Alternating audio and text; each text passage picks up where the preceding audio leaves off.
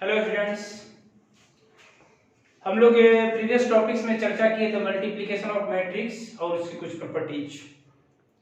जिसमें मैंने बताया था कि generally commutative law not follow, associative law follow and multiplication of identity matrix in any matrix then doesn't effect of the matrix. देखिए, multiplication of matrix most important topics in matrix. तो हम आज का जो टॉपिक है, हम चर्चा करने जा रहे हैं मल्टीप्लिकेशन ऑफ मैट्रिक्स पे कुछ प्रॉब्लम्स। इस पे किस तरह क्वेश्चन पूछे जाते हैं और इसका सॉल्यूशंस का क्या प्रोसेस है।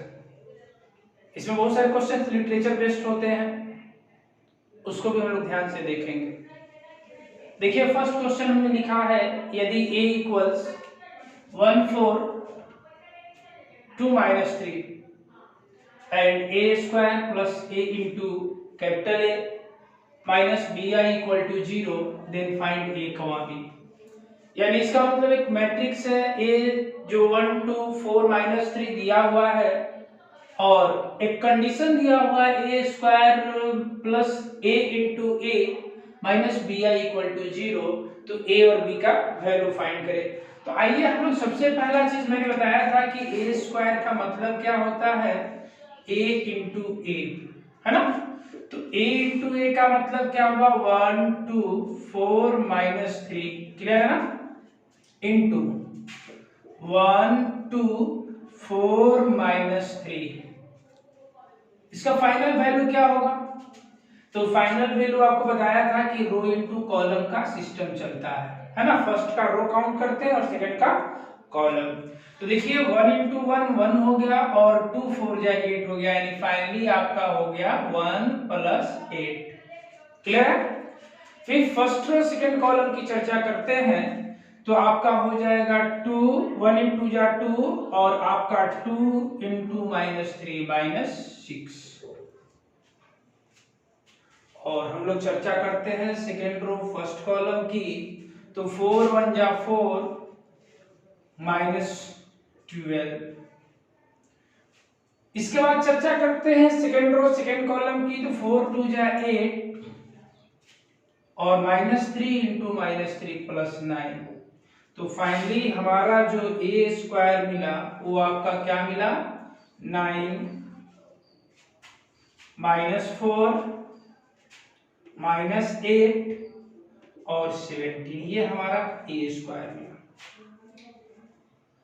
नेक्स्ट हमारा है a इंटू a। तो मैंने बताया था किसी भी स्केलर से यदि किसी मैट्रिक्स में मल्टीप्लाई करते हैं तो क्या होता है, स्केलर से ऑल एलिमेंट्स में प्रोडक्ट हो जाता है।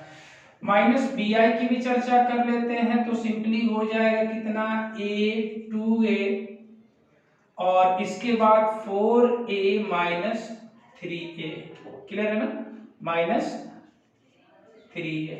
और bi का मतलब -b0 0b, क्योंकि आइडेंटिटी मैट्रिक्स है तो 1 0 0 1, जिसमें b से मल्टीप्लाई हुआ।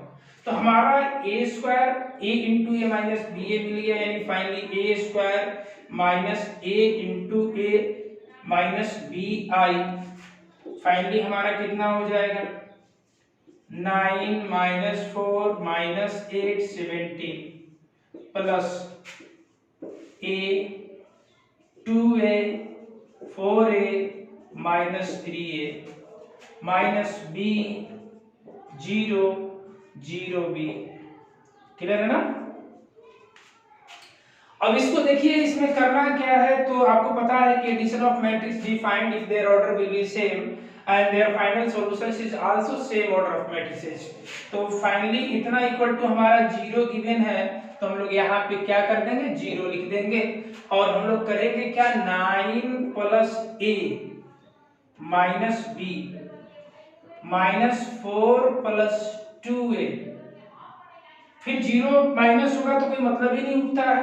फिर इसके बाद -8 प्लस 4a -0, कोई मतलब ही नहीं उठता है। फिर इसके बाद 17 -3a 17 -3a -b, क्लियर है ना, इक्वल टू 0। ये जीरो का मतलब क्या है, zero matrix with to order, क्योंकि इक्वालिटी ऑफ जीरो देने का मतलब यहाँ zero is the doesn't number, ये नंबर नहीं है, ये संख्या नहीं है जीरो, ये मैट्रिक्स है। तो यानी इसका मतलब है कि ये जीरो मैट्रिक्स यानी सेम ऑर्डर का है। तो फाइनली हमारा यहाँ से जो कंक्लूजन निकलता है वह 9 plus a minus b equal to 0। फिर इसके बाद निकलता है -4 प्लस 2a इक्वल टू 0। हम लोग यही से गेम खेल लेते हैं, चार इक्वेशन है बट दो अननोन है, तो हम लोग क्या करते हैं कि दो इक्वेशन से हम लोग वैल्यू निकाल लेते हैं, पुट कर देते हैं। तो फाइनली यहाँ a इक्वल टू आ जाएगा आपका 2। क्लियर है ना, यहाँ a इक्वल टू क्या आ जाएगा 2, और a का वैल्यू कहाँ शिफ्ट करते हैं हम लोग, तो a का वैल्यू हम लोग शिफ्ट करते हैं किसमें, 9 plus a minus b equal to 0 में। तो 9 प्लस 2 इक्वल टू b कर सकते हैं, यानी b इक्वल टू 11 आ गया। क्लियर है ना, तो अब यहाँ पे b इक्वल टू 11 आ गया और a इक्वल टू 2 आ गया। तो हम यहाँ चेक कर सकते हैं रख करके, a का वैल्यू देखिए यहाँ 2 रखते हैं तो 4 2 जा 8 माइनस 8 0 हो गया। यहाँ भी चेक करते हैं तो 3 2 जा 6 और माइनस 11 यानी 70 माइनस 17 0, यानी मेरा आंसर जो है वो करेक्ट है, a equal to 2 b equal to 11, यही हमारा आंसर होगा। तो मल्टीप्लिकेशन ऑफ मैट्रिक्स का ये पहला क्वेश्चन था कि इस तरह से क्वेश्चन पूछे जाएंगे आपको, तो सिंपली कुछ नहीं करना है, a स्क्वायर यानी मल्टीपल ऑफ a 2 टाइम्स, और फाइनली a into a यानी a is the scalar quantity, so we multiply in all members by a, and फिर finally b into I, it means that multiply b and identity matrix, and their final solutions will be equal to 0 matrix. So we use equality of matrix, हम लोग क्या करेंगे, equality of matrix का उपयोग करेंगे, और उपयोग करके यहाँ से दो इक्वेशन बना है, एक इक्वेशन और ये आपका दो इक्वेशन, और इन दोनों इक्वेशंस को सोल्व करके हमने a और b का वैल्यू निकाला जो फाइनल सॉल्यूशन हो गया। अब हम लोग नेक्स्ट क्वेश्चन की तरफ चलते हैं, मल्टीप्लिकेशन ऑफ मैट्रिक्स से ही सेकंड टाइप क्वेश्चन की तरफ मूव करते हैं।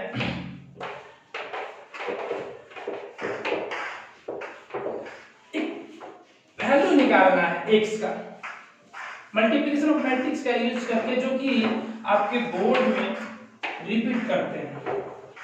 आपके बोर्ड में 4 मार्क्स में ये क्वेश्चन रिपीट करता है।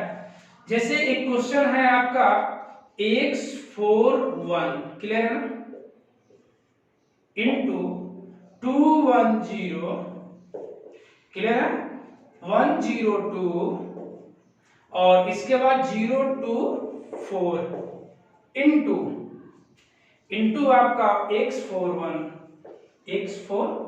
यानी अगेन टाइम ये रिपीट कर गया, बट ये रो में है और ये कॉलम में इक्वल टू 0 है ना। देखिए ये क्वेश्चन है आपका, then find the value, if यहां हम लोग लिख देते हैं then find the value of, then find x।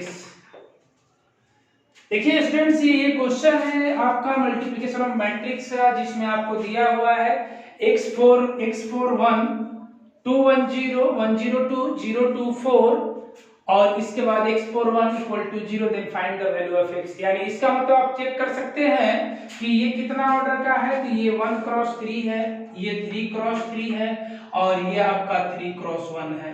थोड़ा सा देखा जाए, आप देख सकते हैं 1 into 3 क्रॉस ऑर्डर आएगा, फिर 3 into 1 यानी फाइनली 1 क्रॉस 1 ऑर्डर आएगा, है ना। तो यहाँ पे हम लोग पहले तो इससे मल्टीप्लाई करते हैं, तो देखिए मल्टीप्लाई करेंगे तो first row first column, multiply करेंगे तो 2x, 4 into 1 4, 1 into 0 0, है ना, फर्स्ट रो फर्स्ट कॉलम।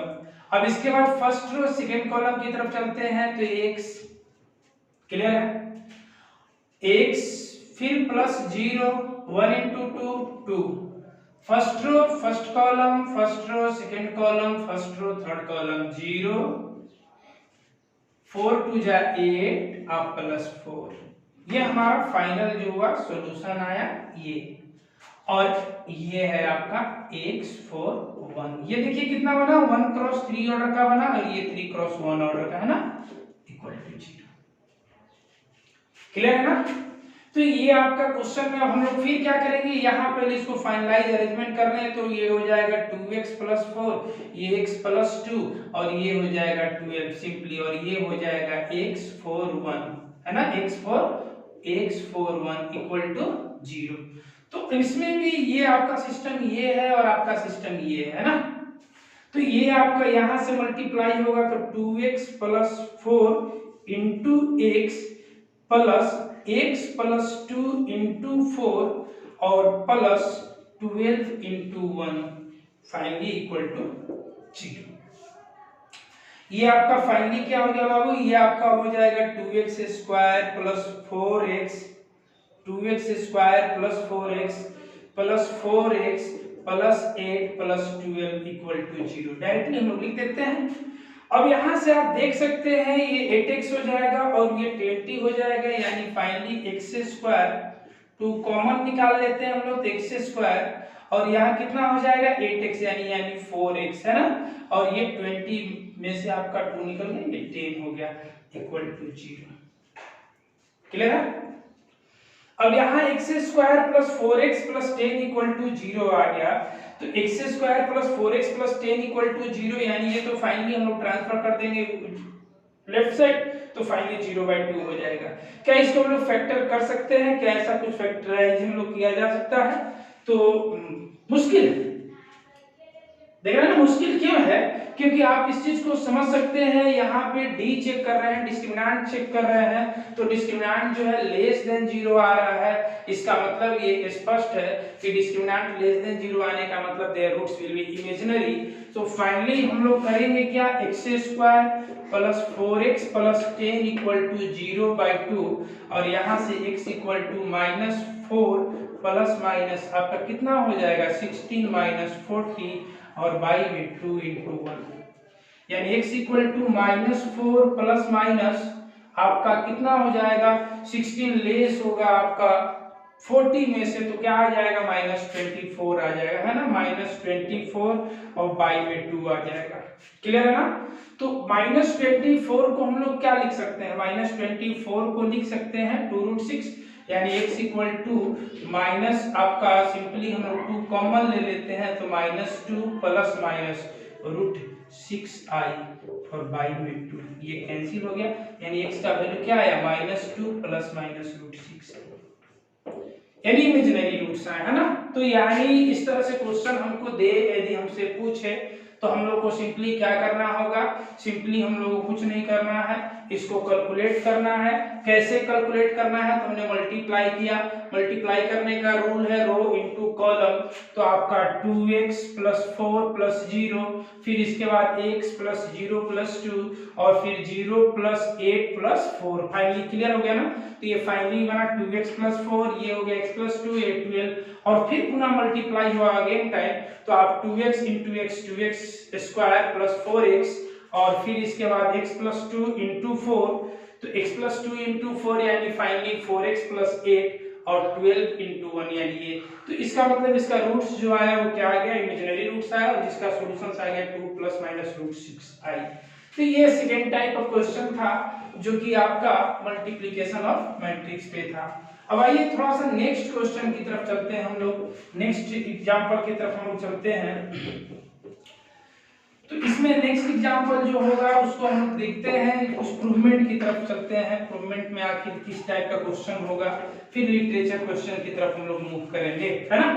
तो एक क्वेश्चन है आपका दिया हुआ है कि प्रूव दैट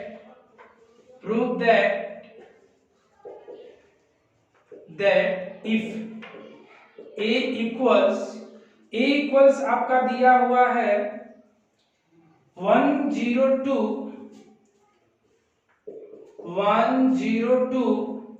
021 और इसके बाद 203। क्लियर है। और कमा fx इक्वल टू दिया हुआ है आपका x cube minus 6x square plus 7x plus 2i। Clear है ना। x cube minus 6x square plus 7x plus 2i equal to 0, ये प्रूव करना है। क्लियर है, यही हमें प्रूव करना है। तो हम लोग देखते हैं, देखिए यहाँ पे एक्चुअली fx इक्वल टू इतना हमको जो है देन प्रूव दैट हम कहेंगे ये इक्वल टू गिवन है और fx इक्वल टू इतना प्रूव करना है। देखिए क्वेश्चन में सिंपली है, इस क्वेश्चन में कहा क्या गया है, इस क्वेश्चन में a दिया हुआ है या x लिखा है, इसका मतलब है कि फर्स्ट ऑफ ऑल आप फंक्शन के रूप में उसको कन्वर्ट करें। तो fa equal to a cube minus 6a square 7a अब plus 2y equal to 0 prove करना है, ये प्रूव करना है। यानी इसका मतलब है फंक्शंस के रूप में क्वेश्चन डाला है जिसको हम लोग x को ट्रांसफॉर्म करेंगे a से, x को किससे ट्रांसफॉर्म करेंगे a से ट्रांसफॉर्म करेंगे। तो फिर अगेन टाइम आ गया a स्क्वायर की चर्चा करते हैं तो a इंटू a आ गया 1 0 2 0 2 1 2 0 3 और फिर अगेन टाइम इसको हम लोग लिख लें क्या 1 0 2 0 2 1 2 0 3। क्लियर है ना। अब इसको हम लोग प्रोडक्ट करते हैं तो प्रोडक्ट का रूल आप सभी लोग जानते हैं कि फर्स्ट मैट्रिक्स से रो काउंट करेंगे, सेकंड से कॉलम। हम लोग डायरेक्ट यहाँ पे ऐड करने जा रहे हैं 1 इंटू 1 1 0 इंटू 0 0 2 इंटू 2 4 4 1 कितना हो जाएगा 4 1 कितना हो जाएगा 5 हो जाएगा है ना। फिर 1 इंटू 0 0 0 इंटू 2 0 2 इंटू 0 फाइनली ये 0 आ गया है ना। और फिर इसके बाद फर्स्ट रो थर्ड कॉलम की तरफ चलते हैं 1 इंटू 2 0 इंटू 1 0 3 इंटू 2 6 यानी 6 to 8 हो गया फाइनली। अब इसके बाद सेकेंड रो की तरफ मूव करते हैं तो सेकेंड रो फर्स्ट कॉलम की तरफ चलेंगे 0 इंटू 1 0 2 इंटू 0 0 1 इंटू 2 2 यानी फाइनली यहाँ पे आपका 2 आ गया। फिर चलते हैं सेकेंड रो फर्स्ट कॉलम की तरफ 0 इंटू 2 0 इंटू 0 0 2 इंटू 2 4 और 1 इंटू 0 1। क्लियर है। फिर इसके बाद 0 इंटू 2 0 फिर इसके बाद 2 इंटू 1 2 और 1 इंटू 3 आपका 3 हो गया यानी फाइनली 5 हो गया। क्लियर है ना। यानी ये आपका डेटा आज कंप्लीट हो गया।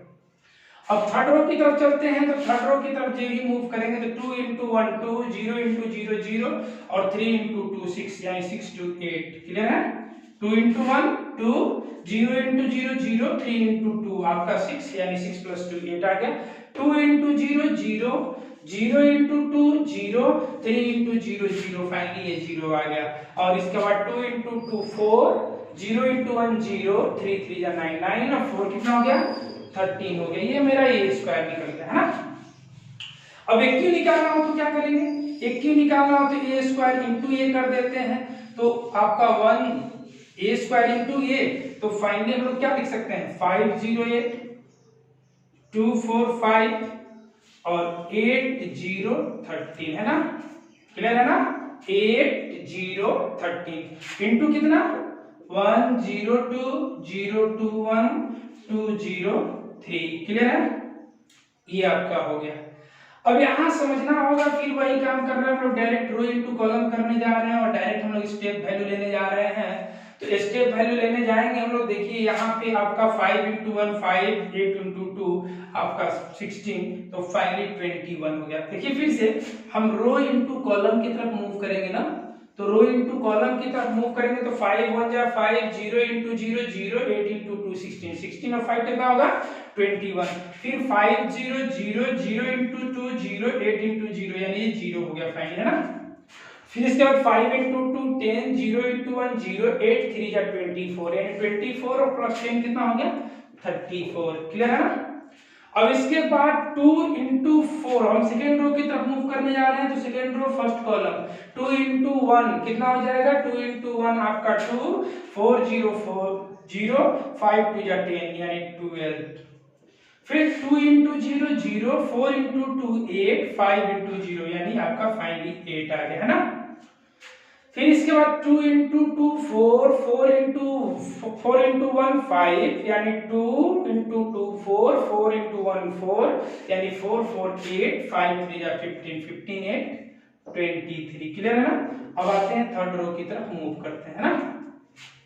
थर्ड रो की तरफ मूव करेंगे तो 8 1 जा 8 0 इंटू 0 खत्म हो जाएगा 13 13 2 जा 26 और 26 8 कितना हो जाएगा 34।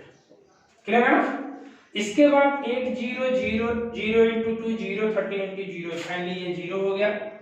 और इसके बाद हम लोग बात करते हैं 8 2 जा 16 0 1 जा 0 तो 8 2 जा 16 13 3 जा कितना हो गया 13 3 जा 39 है ना। तो 39 और प्लस 16 यानी इसका मतलब हो गया आपका 40 यानी 55। क्लियर है। ये मेरा निकल गया एक क्यू। अब हम लोग ए क्यूब भी निकाल लिए, ए स्क्वायर भी निकाल लिए, 7a भी निकाल लिए, 2y भी निकाल लिए। तो हम लोग डायरेक्ट इसमें पुट करते हैं a cube minus 6a square plus 7a plus 2y। Direct value लिखे हम लोग, तो डायरेक्ट वैल्यू की तरफ हम लोग लिखने चल रहे हैं।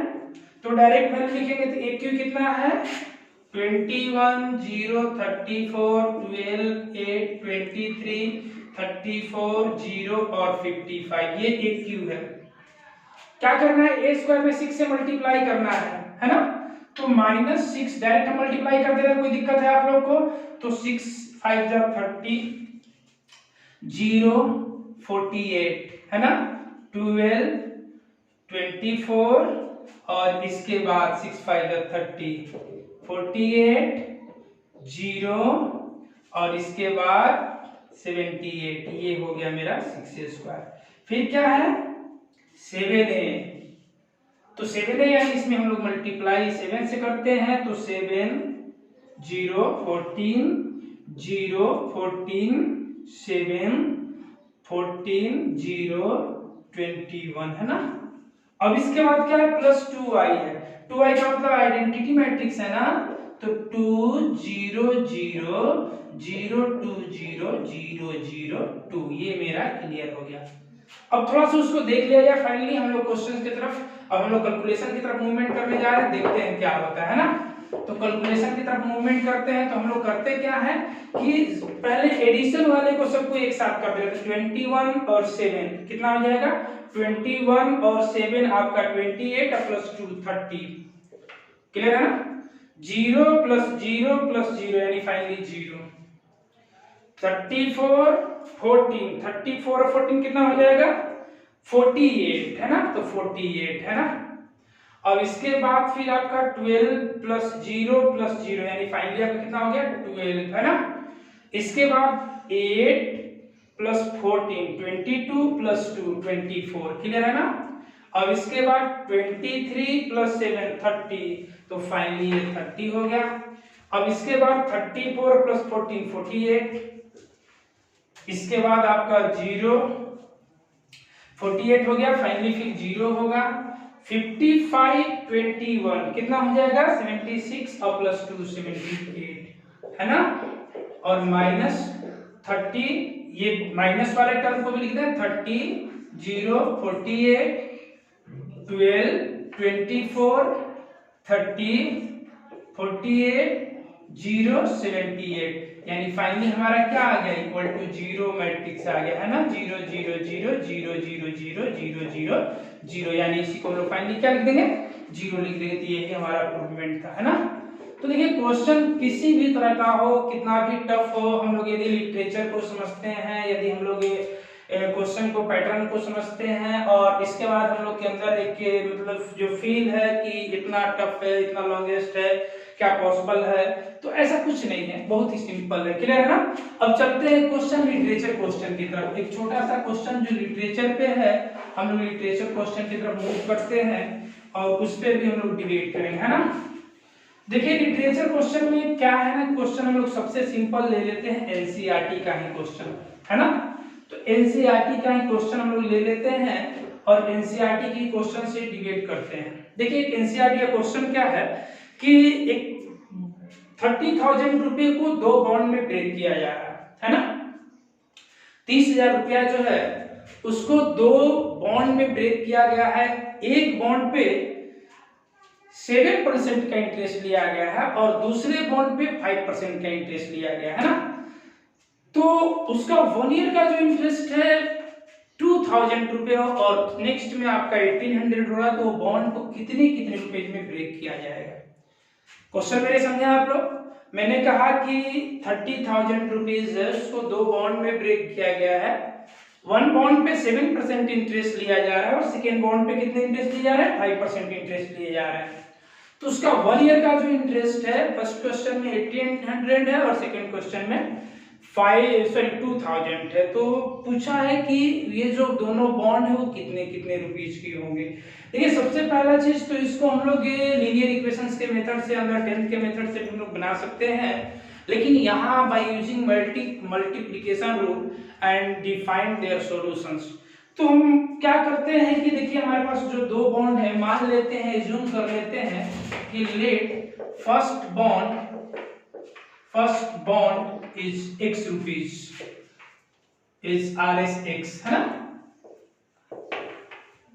देन मैंने मान लिया कि फर्स्ट बॉन्ड x रुपीज का है, देन सेकेंड बॉन्ड क्या होगा, सेकेंड बॉन्ड इज RS कितना हो जाएगा 30,000 माइनस x। बात समझ में आ रही है आप लोग को। यदि एक बॉन्ड को हमने x रुपया माना तो टोटल हमारे पास अमाउंट 30,000 है, और 30,000 अमाउंट में से हमने x रुपये को हटा दिया तो ये क्या हो गया 30,000 माइनस x हो गया। अब सवाल यहाँ है कि इस पे कितना इंटरेस्ट ले रहा है, इस पे इंटरेस्ट ले रहा है 7% और इस पे इंटरेस्ट कितना ले रहा है, इस पे इंटरेस्ट 5% है फर्स्ट बॉन्ड पे और सेकंड बॉन्ड पे 7% है, तो एनुअल इंटरेस्ट उसका 1800 हो रहा है। तो यूजिंग मैट्रिक्स मल्टीप्लिकेशन हमें क्या करना है, हमें करना ये है कि उसको हम लोग को कन्वर्ट कर देना है किसमें, आपका 1 क्रॉस 1 ऑर्डर में, है ना। तो सबसे पहला अरेंजमेंट करना है, देखिए यहाँ पे सिंपल x 30,000 माइनस x है ना, ये 1 क्रॉस 2 बनाया हमने। यहां कितना हो जाएगा, फर्स्ट बॉन्ड कितना ले रहा है 5% है ना, और सेकेंड बॉन्ड पे कितना ले रहा है 7%, और फाइनली इसका 1 ईयर का इंटरेस्ट कितना हो रहा है 1800। ये हो गया 2 क्रॉस 1। देखिए ऐसा क्यों किया गया कि हमने फर्स्ट को रो मैट्रिक्स लिया और सेकेंड को कॉलम मैट्रिक्स, क्योंकि जो आपका इंटरेस्ट ये एनुअल इंटरेस्ट जो है, सालाना जो ब्याज है, वो आपका 1 क्रॉस 1 ऑर्डर का होगा जब मैट्रिक्स में अरेंजमेंट करेंगे। तो हमने इसके लिए हम एक ऐसा मैट्रिक्स मल्टीप्लिकेशंस का यूज करेंगे कि जो 1 क्रॉस 1 में है। तो मैंने क्या किया, प्राइस डिस्ट्रीब्यूशन को जो हमने बॉन्ड में बांटा है उसको रो में ले लिया, और जो उसका इंटरेस्ट हमने कॉलम में ले लिया। अब इसको सोल्व करते हैं तो आपको मालूम है, रूल तो आपको पता ही है। तो x × 5/100 और plus 30,000 minus x × 7/100 equal to कितना हो जाएगा 1800, है ना। तो ये आपका 1800 हो गया, 1 क्रॉस 1 यहाँ भी आ गया, 1 क्रॉस 1 वहां भी आ गया। फाइनली हम लोग 100 यानी इसका मतलब 5x/100 अब प्लस आपका 2,10,000 है ना, माइनस 7x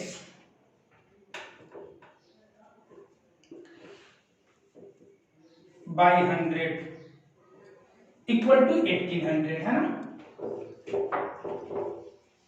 1800 क्लियर है।